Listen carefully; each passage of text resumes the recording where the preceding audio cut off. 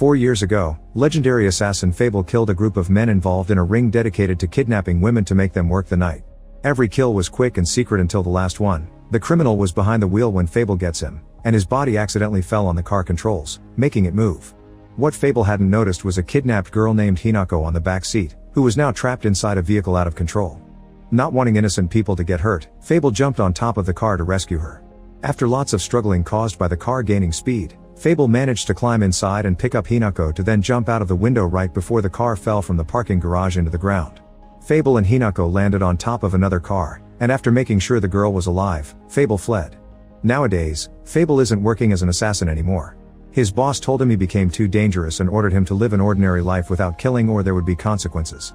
Therefore, Fable has started using the civilian name Akira, has rented an apartment with his partner Yoko while pretending to be siblings, and has gotten a job at a design company. There, he works with his boss Takota, designer Misaki, who used to be a pin-up girl, and designer Kainuma, who knows about Misaki's past and is still obsessed with her to the point of having his entire room covered with her pictures. None of Fable's co-workers know anything about his real identity. Meanwhile, Hinako is in a wheelchair because of the fall 4 years ago, and after her parents' death, she was taken under the care of Yutsubo, the president of a non-profit organization.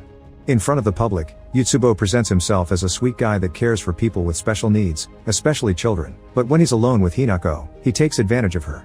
He also scams parents by framing their kids as criminals and asking for money to send these bad guys to rehabilitation centers in other countries, when actually he kills them and buries them in the forest using an excavator.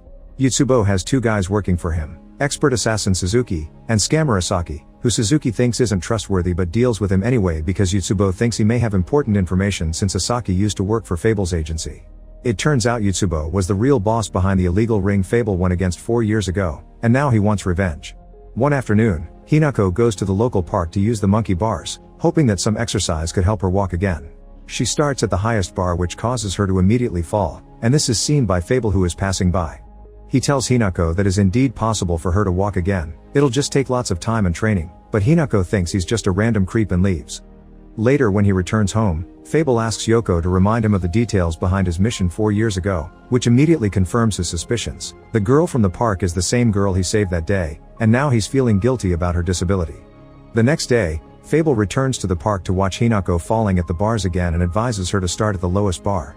However, Hinako still considers him a peeping creep and returns home, where she rants about the weirdo in the park to Suzuki, who promises to take care of this weirdo. In the meantime, Yutsubo and Asaki have decided their next scam victim will be Kainuma, and their plan consists in using his obsession with Misaki.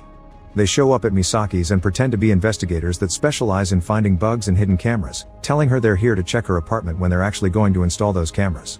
Sometime later, Fable goes to the park again, but instead of Hinako he finds Suzuki, who hits Fable and asks him to leave Hinako alone.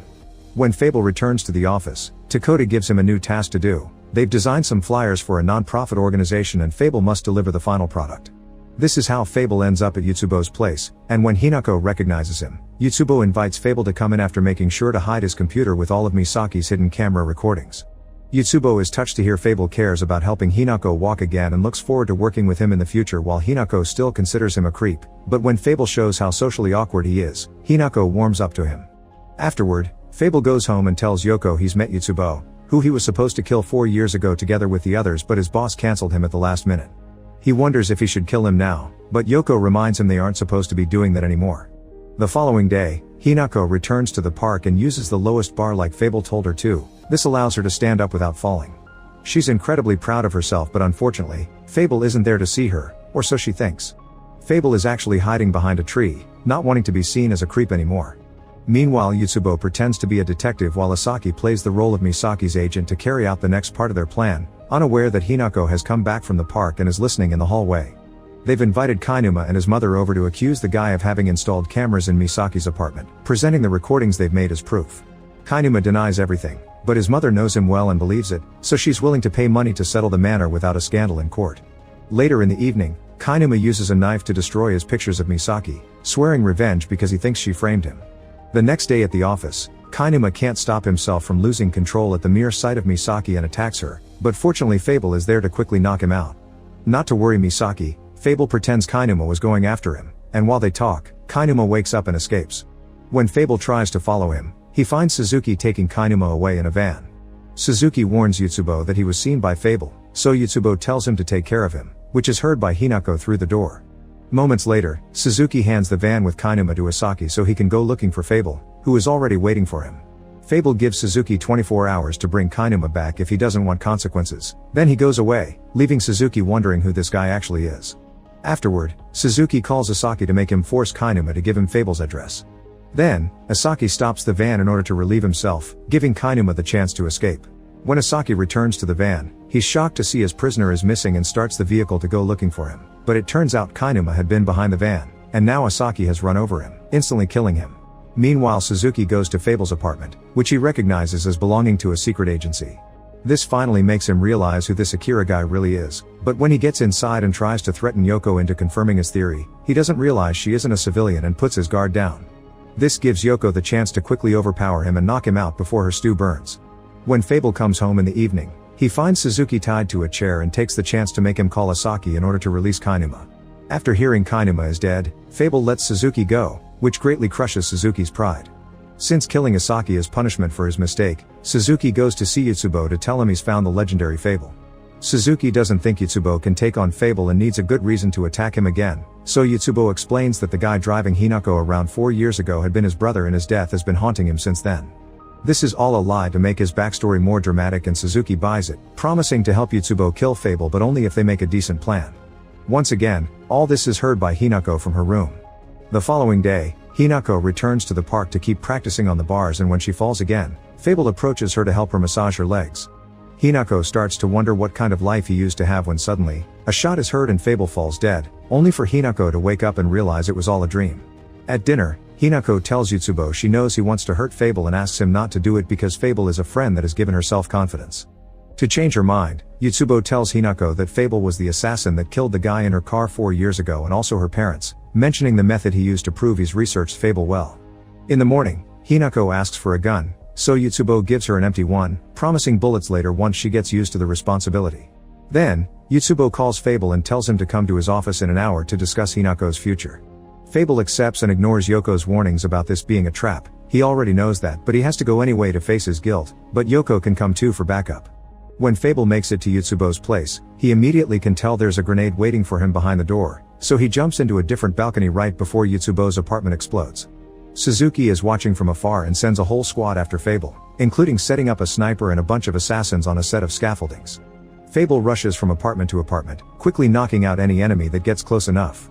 Eventually he tries to take a shortcut by jumping between the outer walls and has no trouble knocking out the men that follow him there, but as soon as he reaches the ground, he gets another call telling him a bomb has been left with a deaf girl on the 10th floor.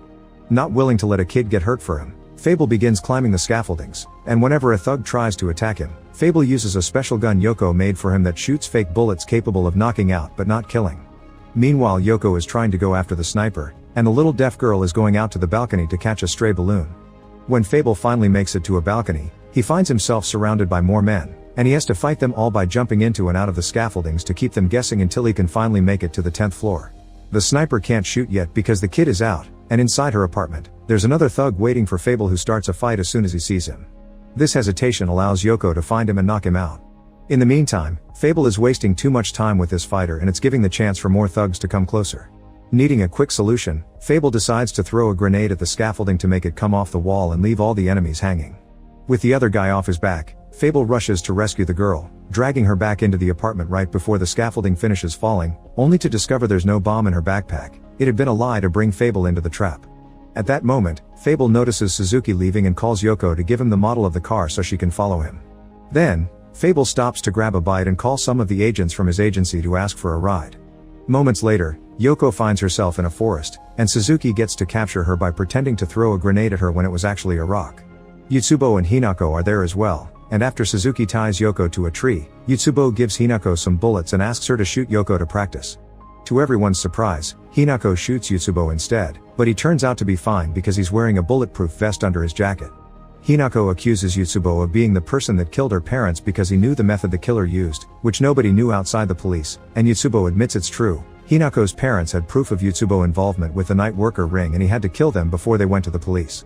Hearing this makes Hinako have a breakdown and fail all her following shots, but since Yutsubo keeps taunting her, she forces her body to stand up and leave the wheelchair to try to reach him. Hinako barely gets to take 2 steps before Suzuki stops her with a warning. There's a landmine right under her feet, and if she moves it'll explode. This stops her from moving, but she still shoots her last bullet, which pushes her back. Fortunately, Fable shows up just in time to catch her and prevent her from activating the mine. Suddenly, Yotsubo throws a grenade, thus Fable shoots him to make him fail his aim and covers Hinako with his own body to protect her from the explosion. Then, he asks Suzuki for help, because he knows he's an assassin with certain limits like him. Suzuki accepts, and after freeing Yoko so she can keep an eye on Yotsubo, he drives the excavator to cover the area with a landmine. This allows Fable to quickly pull Hinako away, and the two of them get pushed back without getting hurt, thanks to the excavator bucket containing the explosion. Finally giving up, Yotsubo throws a grenade at them, causing Suzuki to react by instinct and kill him with a quick shot.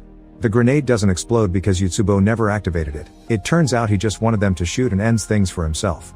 After burying Yotsubo with the help of the excavator, Fable and Yoko try to leave, but first Hinako forces her body to awkwardly walk in order to hug Fable and thank him. A few days later on Christmas Eve, Fable receives a letter from Hinako, who asks him to burn it after reading it. In this letter, Hinako explains that 4 years ago she had run away from home after a fight with her overprotective parents, and her naivety made her an easy target to kidnap. She never held a grudge against Fable because that day he saved her from a dark future, and now that she's working hard on her rehabilitation, she hopes she can see him again in the summer when she can finally walk again. As Fable burns the letter, he hopes he can see her again as well. Subscribe to watch more videos like this. Turn on notifications. And leave a like, it really helps the channel out. Thank you for watching.